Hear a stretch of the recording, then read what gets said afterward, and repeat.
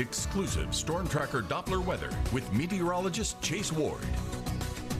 Starting off crisp and cool with temperatures in the mid-50s. The skies are clear. We're not tracking anything on the Doppler radar and don't expect to. There is a frontal boundary not too far away. However, it's going to stay well outside our region. Has been bringing some showers across Missouri, Oklahoma, and northern Texas. But this frontal boundary is expected to weaken out throughout the course of today. But we're definitely getting some moisture in the upper levels, which will allow for some clouds to roll in for later on this evening.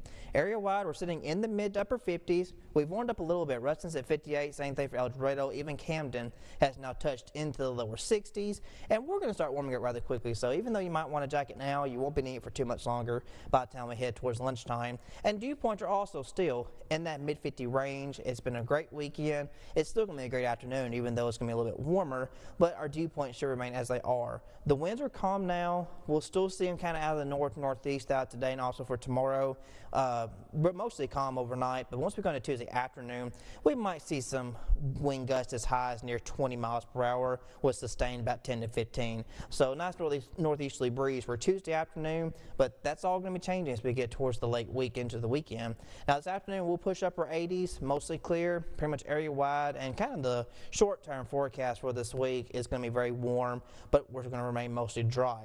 So as we kind of go into this evening, there's going to be a chance for a few clouds across southern Arkansas. That boundary layer weakens out. Then as we go overnight, going to stay mostly nice and quiet, but like I said, our dew points are going to stay as they are. So even though it's going to be warming up, it's going to feel still comfortable. So there's those clouds across Arkansas. We'll see a few of them linger. They're going to be mostly higher level because there's some moisture in the upper levels, but still mostly dry here at the surface.